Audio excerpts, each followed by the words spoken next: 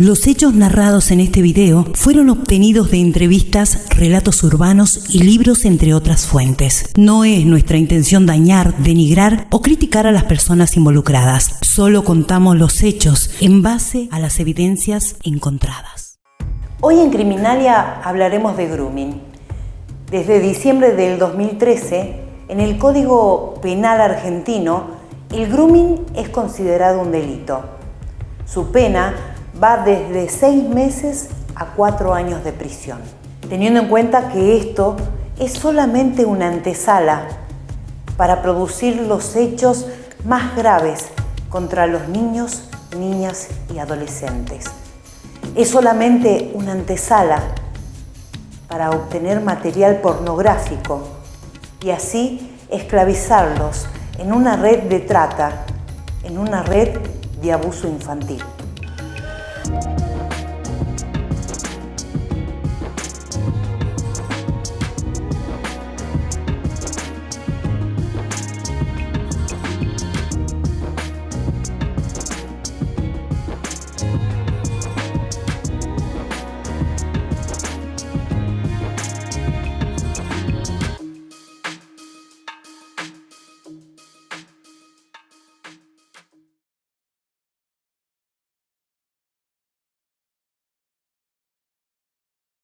El grooming es uno de los delitos más graves, si se quiere, o es el inicio de un delito que puede derivar en diferentes situaciones. Si nosotros tenemos que hacer una definición de lo que es el grooming, es la acción deliberada de un adulto de acosar sexualmente a un menor utilizando como herramienta los medios electrónicos con el fin último de lograr el abuso sexual. También podemos decir que es un delito conexo de la trata de personas. Hay algo que es fundamental, que yo siempre digo, hay 2 palabritas que las pondría dentro del vocabulario de las malas palabras. Una que es la captación y la otra que es la manipulación. Cuando nosotros hablamos de captación, hablamos de esa persona que capta el interés de otra para hacerse de la voluntad de esa persona, para que esa persona justamente lo primero que haga es accionar conforme a la necesidad del otro. Y la manipulación es para conseguir obviamente la finalidad del otro. Bien, ahora vos me preguntabas recién cómo acciona el grooming, justamente así, a través de la captación. ¿Cómo se hace la captación? Utilizando una herramienta como ser la ingeniería social. ¿Qué es la ingeniería social? Es un estudio del contexto del menor, porque siempre hay que tener en cuenta que acá hay diferentes actores, entre esos está el groomer, que es justamente este adulto que intenta, mejor dicho, captar a un menor de edad, y los menores. Este groomer, por lo general, se lo compara a veces con el violador, y realmente hay una diferencia abismal entre un groomer y un violador. Porque un violador, puede ser una persona que no tenga ningún tipo de preparación y actúa conforme a la inmediatez. En cambio, el groomer tiene otro tipo de preparación. Vos imagínate que ellos intentan captar 10 chicos a la vez, 1, 4, 8, 15, lo que fueren, y para eso ellos tienen que hacer este trabajo que te decía de la ingeniería social, es decir, estudiar todo el contexto que los rodea al menor. ¿Para qué? Para que de esa manera ellos puedan llegar al menor. Una vez contactados, que los pueden contactar a través de los juegos, los videojuegos, a través de los WhatsApp, a través de un amigo, a través de compañeros del colegio, a veces se ponen de novio con una chica o algo y les piden que les presenten los amigos, todo por internet, ¿no? Y de esa manera también captarlo. Una vez captado el menor, lograda la atención, justamente hacen esta ingeniería para saber cuáles son sus gustos y hacerlos sentir que son pares. Y muchas veces se utiliza el anonimato. ¿A qué me refiero con el anonimato? O se hacen pasar por un menor de la misma edad, o se hacen, una suplantación de identidad, que toman las fotos, el perfil, la edad de un menor de edad, siendo groomer un adulto, o bien ni siquiera muestran la cara, porque se comunican por medio de WhatsApp. Bueno, de esa manera ellos empiezan a conversar, a ganarse la confianza del menor, hasta convertirse en la persona de mayor confianza. Vos imagínate que este groomer está pendiente de esos menores de edad, que por lo general el grooming se están dando entre los niños de 10, 11 y 12 años, que son las situaciones más graves, pero no de ahora, sino de hace varios años, ¿no? Vos imaginate que los conectan, de pronto una nena que empieza, nunca conoció el amor, no conoce la sexualidad, nada, y de pronto vos tenés un adulto que la manipula y la hace sentir la persona más importante del mundo, la más linda, y alguien que vive pendiente de ella, y de pronto, hasta que una vez ganada la confianza, empiezan a sexualizarlo. ¿De qué forma? Hablándole, introduciendo el lenguaje sexual, enviándole fotos, pidiéndole fotos, ¿me entendés? Y manipulándolo de esa manera. Y una vez que hayan conseguido ganarse toda esta confianza y todas esas fotos y demás, empieza lo que se conoce, esta práctica de enviar fotos, videos y demás se conoce como sexting. Una vez ganada la confianza y todo lo demás, y habiendo conocido a través de esta ingeniería social quiénes son los padres, los amigos y todo, empieza lo que se conoce como sextorsión. Es decir, estamos hablando de una extorsión a través del sexo, por eso se llama sextorsión. ¿Cómo viene la extorsión? Que si no me envías más fotos, de pronto le envío las fotos a tus padres, a tus amigos, a tus compañeros de colegio. Por eso, porque ya conocen todo el contexto que rodea al menor. Entonces el menor, porque tiene miedo, de pronto le envía más fotos. Y el problema es que esas fotografías pueden ir a parar en páginas de pornografía infantil. O bien las utilizan para chantajear, para tener un encuentro con el menor, que puede ser para perpetrar el abuso sexual, o bien tener ese encuentro con el menor para terminar en la trata. Por eso se habla de que es justamente un delito conexo a la trata. La Fiscalía nuestra tiene muchas causas y denuncias por justamente este delito. Es un delito bastante común, lamentablemente. En la provincia tenemos, sobre todo en el interior de la provincia, muchas denuncias por esta modalidad de delitos, en las cuales personas mayores contactan a menores de edad con fines de atentar en contra de su integridad sexual. En general, esto normalmente comienzan los contactos, puede ser por WhatsApp o por redes sociales, en los cuales normalmente los delincuentes contactan a los menores de edad a través de estas redes. Incluso ahora hemos comprobado que una nueva modalidad, que es a través de algunos videojuegos en red, en los cuales tienen una posibilidad de chatear entre los jugadores, se están conectando personas mayores de edad y de esa forma contactan a los menores. Entonces, en definitiva, es bastante variada la manera en la cual los delincuentes captan a los menores de edad. Ellos, como les digo, tienen varias formas de acceder a comunicarse con ellos. Por ejemplo, contamos con casos y denuncias respecto de casi todas las redes sociales. Hemos tenido denuncias de gente que contactó por Facebook, gente que contactó por Instagram, gente que se contacta, como les digo, por los videojuegos, por WhatsApp.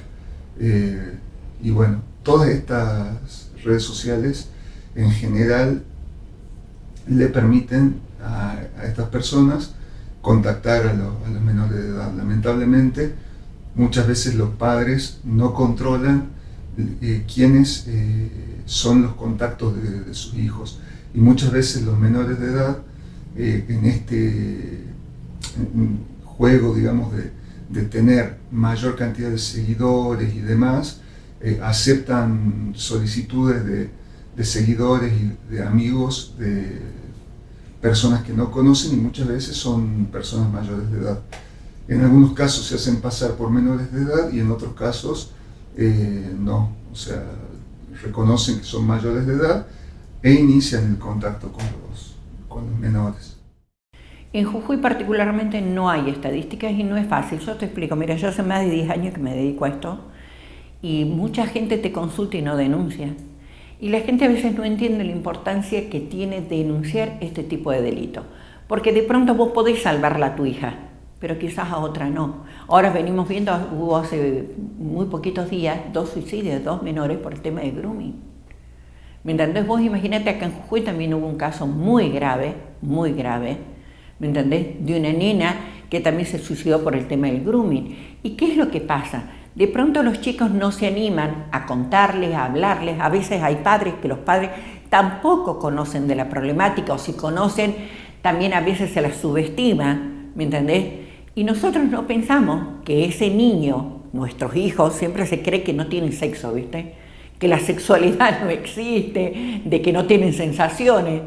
A ver, es el despertar sexual. Y vos imaginate que de pronto ese despertar sexual y ese nacimiento al amor, a la sexualidad, lo realiza un desconocido. Que ese desconocido por lo general no tiene ninguna buena intención. Y de pronto la introduce a tu hija pidiéndole un video masturbándose, por ejemplo. ¿Me entendés? Y así de esa manera empiezan a descubrir la sexualidad guiada por un pedófilo o un pederasta. ¿Me entendés? Que es una situación gravísima. Entonces yo creo que es un tema que debería, y no sé si es frecuente o no, o sea, no te puedo dar la frecuencia, pero sí es frecuente, ¿me entendés? Pero a veces no se conoce, a veces no se denuncia, a veces no se sabe. O a mí me ha pasado un caso de una nena que se puso de novia con uno que nunca le vio la cara, que le pedía que le presenten los compañeros varones, no mujeres. Se los presentó y le empezó a escribir a uno de los chicos. La madre no se animó a hacer la denuncia. ¿Me entendés? Entonces por ahí queda en mitad de camino. O también sucede que de pronto, apenas empiezan, la menor le comunica a los padres se hacen pasar por el menor. Y al hacerse pasar por el menor, no se produce la corrupción del menor. Conclusión, no hay delito. ¿Me entendés? Viste que es lo más común. Por eso yo siempre les recomiendo a los padres que si se enteran de eso, que vayan y hagan la denuncia y que en todo caso se encargue la policía, no el padre. Porque si vos, padre, lo interrumpís en el primer mensaje sin que haya pedido nada, interrumpís el delito. Y de esa manera, con esta nena no lo logró, pero con 15 chicos más sí. Por eso te digo que el groomer es una persona que no lo intenta con un chico, lo intenta con un montón de niños. Algunos los engancha, otros no los engancha. Pueden tardar 18 minutos en enganchar a un neno y tener toda una relación sexual a través de internet. O pueden tardar 3 meses. Tienen toda la paciencia y habilidad del mundo, ¿eh? Ante una denuncia de grooming, ¿no es cierto? Nosotros lo primero que hacemos es solicitar que la víctima aporte el teléfono celular a los efectos de hacer una copia y una desgrabación de todos los mensajes que ha tenido con la persona que contactó al menor. A su vez también se hacen tareas investigativas por parte del personal de la policía de la provincia que trabaja bajo las órdenes nuestras y bajo la supervisión nuestra en conjunto con el trabajo que realizan los ayudantes fiscales a los fines de determinar domicilios de estas personas y identificarlos a los efectos de poder solicitar una orden de allanamiento ante el juez de control que, una vez proporcionada la orden de allanamiento, se procede y se incauta todo aquello que pueda ser soporte digital de información, es decir, no solamente nos limitamos a teléfonos celulares, sino también normalmente se incluyen pendrives, computadoras, notebooks, tablets y todo dispositivo donde se pueda almacenar información a los efectos de que sean analizados por personal de la División de Informática Forense del organismo de investigación de este Ministerio Público, y de allí ellos hacen la extracción de todos los datos vinculados con las conversaciones que esta persona tiene con la víctima denunciante. A su vez también, esto lo que permite muchas veces es determinar otras víctimas de esta misma persona, porque como le digo, se hace un análisis de todos los chats y de todas las redes sociales que están habilitadas en estos dispositivos que se secuestran. Entonces, muchas veces nos ha permitido determinar otras víctimas, además de aquella que viene a denunciar primariamente. Luego se contacta a esas víctimas y se prosigue con la investigación respecto de la denunciante y de las otras víctimas si las hay.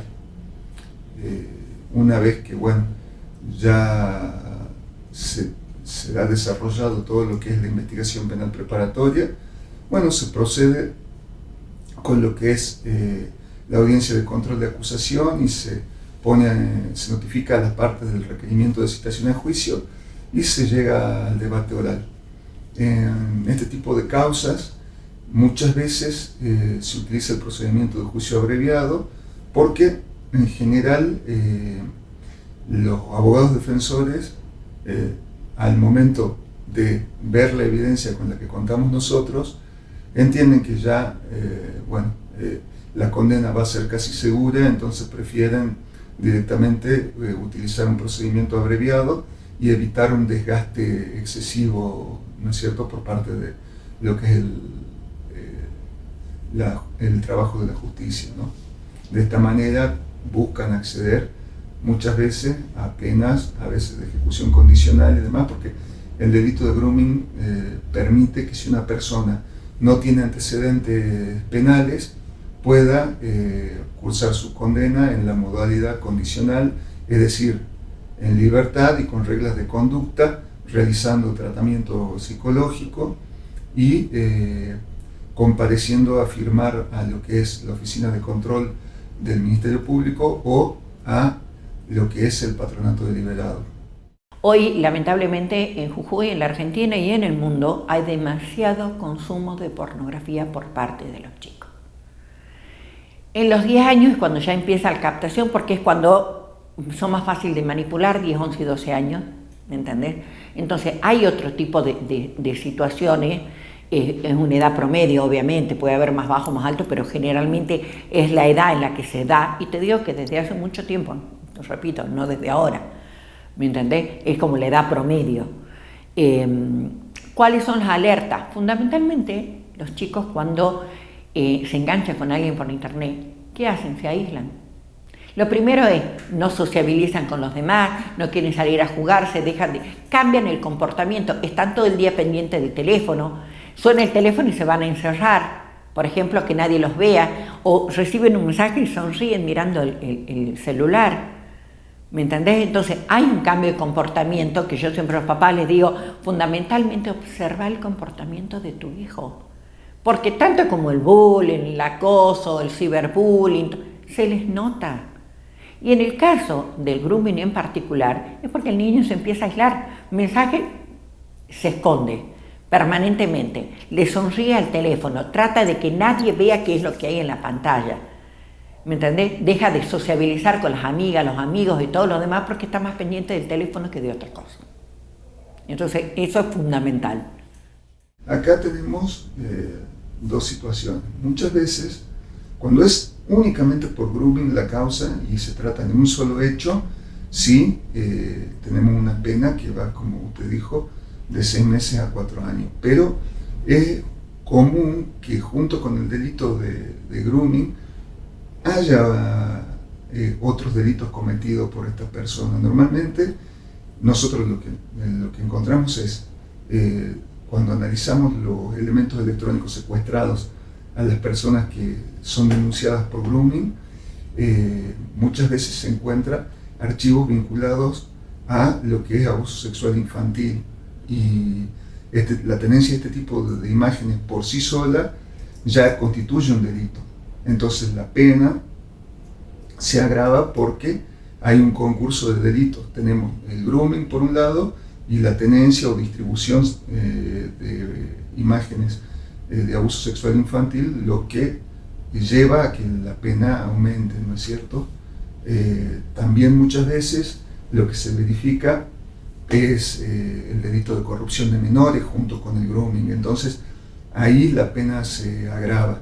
En cuanto a los plazos, desde la reforma del Código, desde que está vigente la Ley 6259 y su última modificación ahora la 6400, los plazos se han acortado mucho. O sea, normalmente una investigación de este tipo en meses ya está resuelta. Nosotros, por ejemplo, recibimos denuncias por grooming y en cuestión muchas veces de 40, 45 días ya llegamos, cuando se utiliza el procedimiento abreviado, a la condena de la persona. A veces se demora un poco más, porque a veces es más complejo, porque nosotros muchas veces al realizar el secuestro de los elementos electrónicos nos encontramos con que, como le decía, no está solamente presente el grooming, sino que además hay toda otra serie de delitos, muchas veces hay más víctimas. Entonces, bueno, todo eso puede hacer que la causa se haga un poco más compleja y que necesite más tiempo para ser resuelta. Pero en general, en cuestión de meses se está llegando a lo que es una condena, desde que está vigente, como le digo, el nuevo Código Procesal Penal. Cuando yo empecé con los ciberdelitos y la trata, en Jujuy nadie hablaba de ciberdelitos, no se conocía nada, digamos. Leí una vez, empecé a investigar, le daría un programa y bueno, arrancamos.